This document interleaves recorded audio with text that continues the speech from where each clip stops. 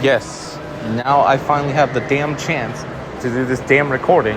Yes, I'm still in Las Vegas because Erebus0037 wanted his birthday in Las Vegas. So, yeah, I'm still stuck there. And it took me a while to get this recording, and there's still background noises, but this is the best chance. So anyway, Takemichi proves once again that he's grown into a badass. That's by how the episode starts. Everyone but Izana is shocked that Kisaki decided to pull a gun out and is pointing it right at Takemichi. Normally, many would be afraid. Hell, even Takemichi knows he should be afraid, and yet everyone that's counting on him is pushing him to show no fear. Hell, he even scares Kisaki by not only showing that he really gives no fucks about the gun right in his face, but questions him what's he afraid of. This causes Kisaki to shoot Takemichi's foot rather than, killing him, showing how nerving Takemichi had made him.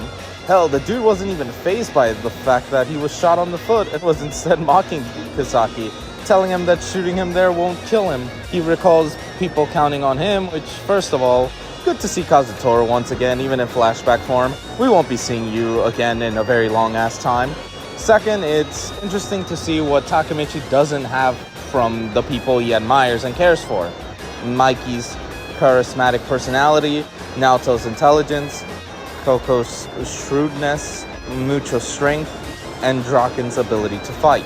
The one thing that Takemichi says he has is never giving up, which is true. Took him a bit, but he has shown the will to refuse to give up.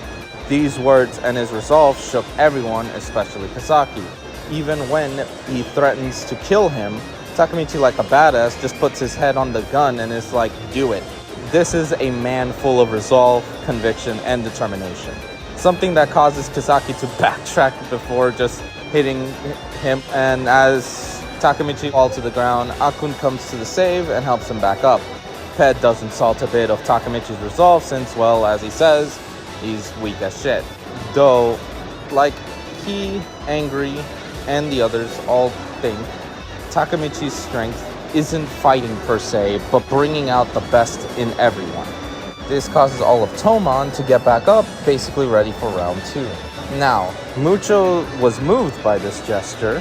Seeing the true spirit of Toman, Izana could give two shits about this, and Kisaki was more or less annoyed by this since his views are that no speech will change their current situation.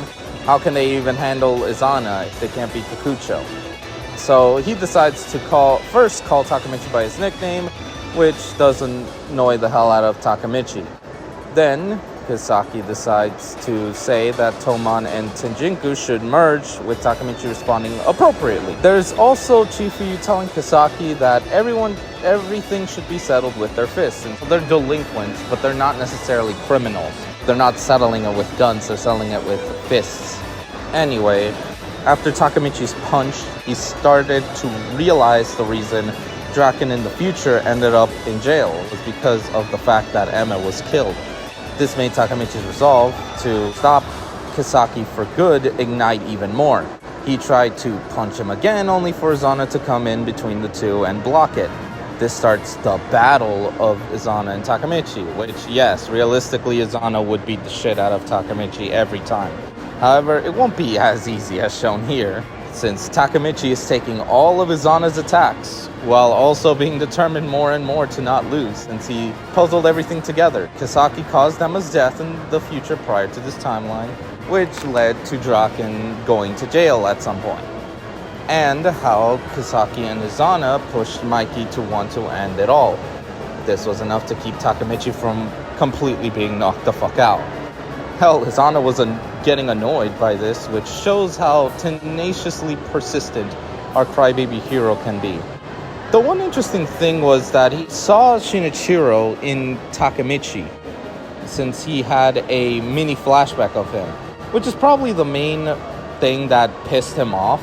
This kind of shows us just how Takemichi takes after Shinichiro, sharing his traits and qualities, which others have noted before. After a few more hell blows, basically, and Takemichi once again showing his ridiculously incredible endurance, he suddenly pauses. Everyone was confused at first, only for Takemichi to make it clear, saying that he didn't lose, which is true. He never got knocked down.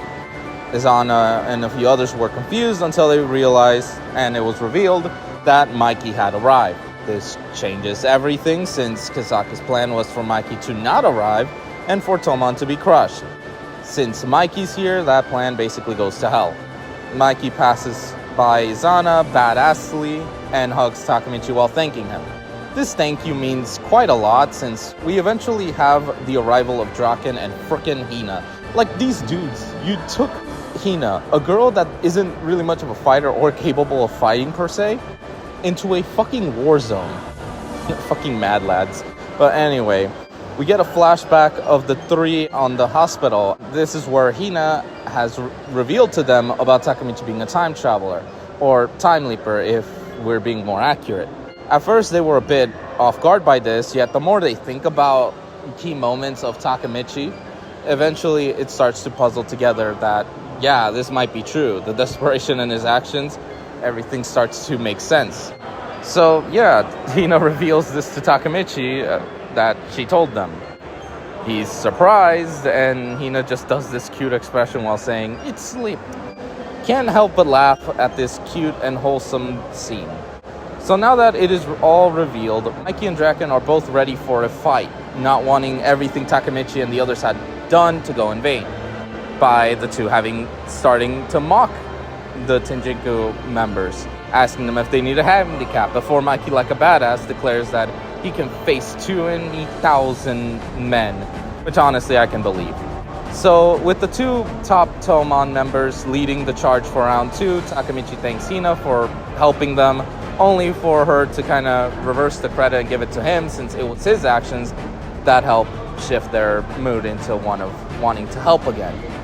The two hold hands as they watch Izana basically turn towards Kisaki, says that his plan basically failed, which also he gives off this vibe that if it weren't for the current situation, he'd probably beat the shit out of Kisaki for his failures, before turning towards Mikey and just charging at him, starting their fight, the battle of the strongest. Izana, after Mikey blocks Izana's attack, questions Mikey and asks how he feels losing both Shinichiro and Emma, wanting Mikey to be broken. Mikey ends the episode by responding with a declaration that they should settle this. Overall, the top tier episode of the season. Mikey's amazing entrance to the battle, the setup of the battle of the strongest / brothers, and Takemichi once again showing his badass. Yes, Mikey's badass moments do overshadow Takemichi's badass moments, and yet Takemichi still shows that he is a worthy main character.